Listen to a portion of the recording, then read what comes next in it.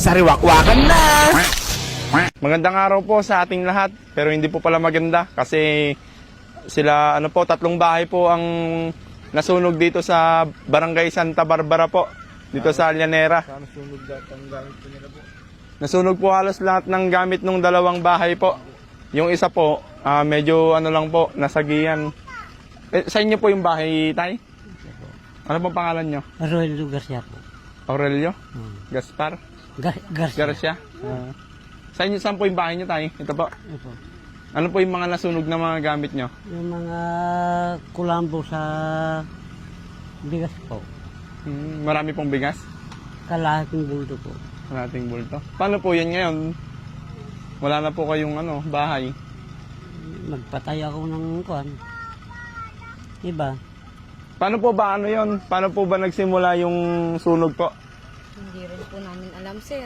Pero sabi po ng mga LGU, sa kwan daw po, kuryente, dumaloy. Sang bahay po nagsimula? Dito daw po sa bahay ko mismo, sir. Bahay niyo po? Kayo po, Garod, may parang pinagmulan nung sunog. Sa tingin niyo po, ano po yun? Kuryente naman daw po yun, sir. May nakasaksak po? Wala po eh.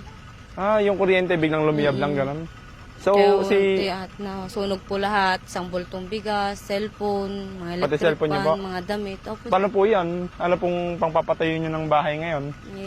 kung sakasakali, di babali na lang po yung asawa ko sa boss niya para makapatayo po ulit ng bahay.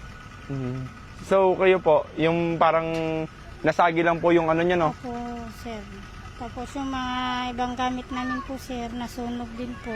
Tapos, Mga yung Durabox. nasunog din po yung parang gagamitin sa graduation sana ng anak Opo. niyo na uniform. Opo, sir. Tapos, Paano po yun? Hindi ala po kayong ngayon. hihiram na lang po, sir, sa kapitbahay kasi wala na talaga, nasunog na talaga po. Tapos yung mga Durabox namin, nasunog na rin. Yung ibang damit namin, nasunog din po. Kaya yun lang po. Kayo po yung dalawang parang sunog na sunog lahat. Yun po ibigas niyo po ba yan? Meron po kaming dala po. Pagpasensya niyo na po at yun lang po yung nakayanan po namin. Ito po yung counting blessings na handog po namin sa nasunugan po. Ito po galing po sa sahod po natin para po may share po natin yung blessings sa mga taong nangangailangan po. Atay. Ano masasabi mo, Ashley, na nasunog yung mga bahay nila? Sabi ko po, sobrang dami na napinsala po na gamit po. Tsaka mapapaisip ako kung paano ko itatayo ulit yung mga nasira kong gamit. Yun lang po. Nasira mo? Sa'yo ba yan? Hindi kunyari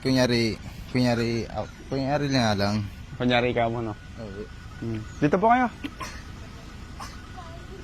Gano'n po kahirap yung masunugan ng bahay, Tay?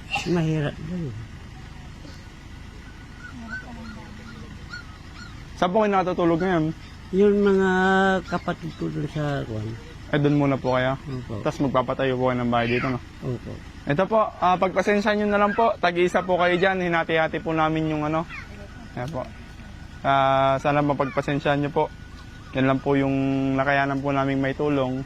Ngayon po, kung may mga magbibigay po ng tulong para po makapagsimula po kayo uli, yan po mas maganda po.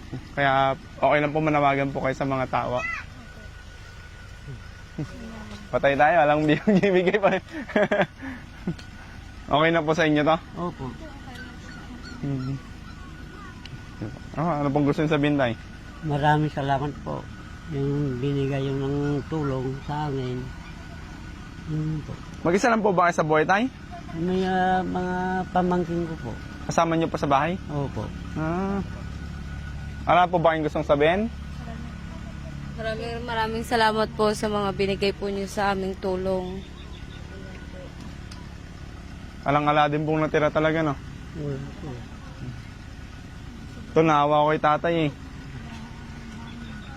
Tay, ganun na lang, no? Sana mapagpasensyahan niyo po yan. Maraming salamat po sa mga nais pong tumulong at ayaw lang po nilang magsalita. Nahingi ng tulong. Ako na lang po, sa mga nais pong tumulong, sana po matulungan po natin yung pamilya po nila. Lalong-lalo po itong 2 bahay na nasunog po. Talagang walang-wala pong natira. Yan po, para may makapagsimula po silang muli sa kanilang buhay po. Yan. Thank you so much po. Sana po nabukasan po namin yung kalungkutan na nararamdaman nyo ngayon. Alam po namin kung gaano kahirap masunugan po ng bahay po. Yan. Maraming salamat po. God bless. Thank you. Thank you. Sige pa. Thank you po, sir. Thank you po.